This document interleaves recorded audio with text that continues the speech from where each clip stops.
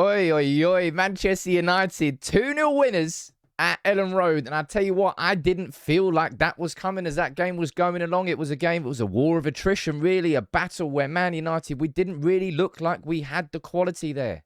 Without Eriksen, without Casemiro, we didn't have the control in midfield. Without Varane and Martinez, we weren't passing it out from the back anywhere near good enough.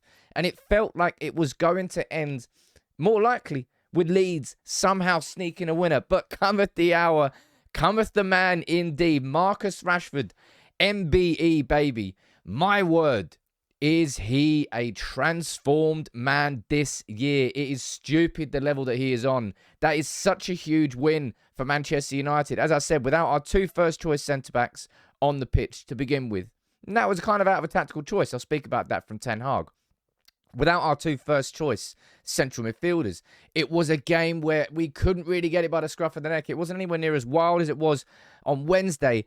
But Marcus Rashford, that moment of quality, when we needed it, the ball from Sabitzer out to Shaw, the cross from Shaw, the header from Marcus Rashford. Melia just stood there watching. You can't stop that. How, mate? Marcus Rashford has added 2 headers in the last 2 games. Scored 1 against West Ham as well. He has developed so much this season. It is ridiculous. There are no superlatives that you can say now to describe Rashford that haven't already been said before. I'm kind of running out of things to say with him because he is delivering week in, week out. His form is not dipping. In the world right now, tell me a player who's in better goal-scoring form than this man. And that goal there, we still felt a little bit nervous. Of course we did. 1-0, and then what happened? That was a beautiful goal. Both goals there, real high quality. Fred winning the ball high up the pitch. A little 1-2 with Garnacho and Weghorst. Lovely ball through from Weghorst. I'll speak about him as we progress through the match reaction. But Garnacho, that goal, gave the keeper the eyes, put it with his right foot in off the post, no stopping it. And that celebration there was absolutely wonderful. Anybody, it's madness, genuinely.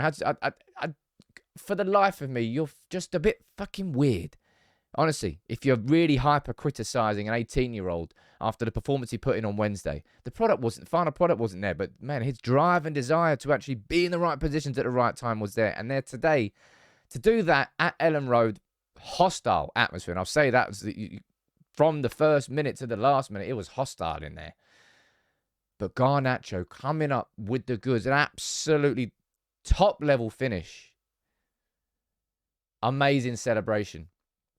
And I didn't think it was going to come today. I'll be completely honest in how that game was developing. But what I would say is you can have questions, and we'll speak about the starting 11. We question why Martinez was on the bench with Varane. Well, I personally think that's probably because Luke Shaw's playing there against Barcelona, and he probably wanted Shaw to get, again, in the muscle memory of playing at left centre-back. Because we were better when Martinez came on. Absolutely no doubt. Maguire, I'll speak about Maguire later in the show, but the way the subs there changed the game again. Garnacho with the second goal. Weghorst kind of moving into more of like a number 10 role rather than like an isolated number 9 role. Kind of a bit like Fellaini, I suppose. And then he worked. And then he got the assist for the second goal. I'm surprised that he stayed on ahead of Sancho. But hell, we've won 2-0. It worked. And anything there, I can't really question it because it worked. And as I said, that was a game, because we've got Barcelona on Thursday, right? Definitely Ten Hag have one eye on that. With the team selection, with the rotation that's going to have to happen this season. But Weghorst, I was surprised he was in the starting 11. I've praised him plenty this season. I've also criticised him when he's deserved it. And I didn't think he was playing that well. But in the last 15, yeah, he did a job. Everybody there, I suppose, did a job today. And ultimately, when you are in those big moments in games like this and you need someone to step up, you need your best players to step up. And Marcus Rashford right now is our best player. Has been probably our best player all season. Runaway top goal scorer, and we needed him. But man, the quality of that cross and finish is just silly. How Rashford is doing this, and to see that from Garnacho and to see him just do that, man. We needed that. And that's a game that really can put a little bit of a marker down. We're now into second place. City are playing Villa. You would expect City to beat Villa. Let's find out what goes on there. But on a weekend where Arsenal, they drop points. Newcastle, they drop points. Chelsea, they dropped points. Man United, they're taking advantage. And Spurs got humiliated by Leicester. Huge win there. And these sorts of wins and occasions where your other rivals drop points give you the opportunity to, in other games, maybe rest and rotate with a little bit less pressure on you. That's what that win there today does. Drawing that wouldn't have put an end to anything this season, but it's about building and continuing that momentum. And I think Ten Hag, well, deserves credit. Clean sheet, 2 goals, 3 points.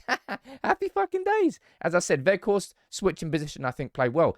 Fred, man, we criticised Fred heavily after that game against Leeds at Old Trafford. And I tell you what, he got a yellow after 20 minutes, and I was like, oh, God, I think I know how this is going to go. Fred was actually named man of the match. United had a bit more about them in midfield today. What I would say, right, is this was a big problem that we had all game. Not just Harry Maguire himself, although I don't need to see Harry Maguire in a United shirt to know that it's just not going to work. It's just not going to work. I think Ten Hag's going to try and use him this season, try and keep him motivated enough that he can come in and do a job in the team, but it just doesn't work. His passing there, he tried. He was trying. And I think in other games, his diagonal balls have actually been very good from deep. It was poor today. And because Fred and Sabitzer, that's Bruno, we'll speak about Bruno in a bit. Because Fred and Sabitzer, they were getting so tightly marked by McKennie and Adams in midfield there, they really didn't give Maguire and Martinez and Shaw, when he was playing there, too many options. We were passing it out from the back slowly. Tempo wasn't there. Maguire got caught on the ball once, nearly led to a goal. But that was a big issue. It's like Sabitzer or Fred, one of them needed to drop a little bit deeper and be that person to receive the ball off our defenders. Maybe Casemiro would have done that if he was playing, but he wasn't playing. I think today was another game where Bruno should have scored that in the first half, right? No two ways about it. In a game where it's with such fine margins there, he should be burying that. And I don't know whether the ball got caught underneath his feet. It was... I think Bruno really benefits from having Casemiro in the team because he's somebody who, especially in occasions like this, when the atmosphere is edgy and it's hostile and you can tell that the fans are just on the edge and waiting for something to happen, those games, that sort of energy can take Bruno's mind elsewhere and make him be more erratic, I think I would call him. But ultimately, it didn't matter. As I said, just to see Rashford doing it again and again and again and again and again. Man, he's turning into something that we didn't know whether he could ever be. And that really dependable, world-class finisher, he's shown that he can do it this season. And none of us really knew whether that was possible or capable. And to see Garnacho come off the bench there after getting unnecessary criticism this week is something that's going to just build his confidence. Sancho there, I thought, played quite well in the first half. I think Erik Ten Hag, look, ultimately, he will feel extremely vindicated. 2-0, as I said, clean sheet, 2 more goals, Rashford and Garnacho. Garnacho coming off the bench. The subs impacting and changing the game for the benefit of United. And ultimately, 3 points. I was surprised when Martinez was on the bench, and I thought we were better when Martinez came on. Go figure. You're a better football team when your better players are on the pitch. But because he's banned for Barcelona, remember he got suspended, we're going to be seeing Luke Shaw playing there as the left centre-back, and no doubt we'll see Varane. I understood. Ten Hag had one eye on Barcelona here. That's why Varane wasn't starting.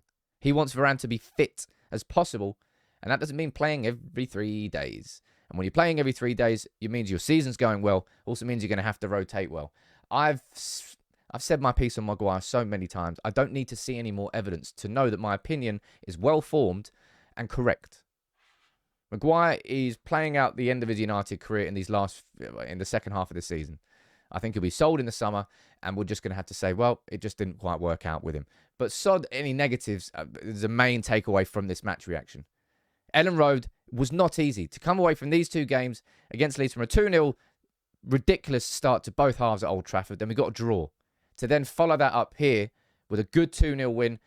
Look, Leeds, they're down in the relegation battle. On paper, you should be winning these games, but it's rarely the same when it's a derby and there's different energy into it. United came through there today with 2 wonderful goals from 2 wonderful young players. The future's bright. The future certainly under this man. I'm looking forward to it. Barcelona next. We're getting new owners maybe very, very soon. We're going to find out about that this week, but Marcus Rashford, man. Tell me someone in the world right now who is better than Marcus Rashford. I'm waiting.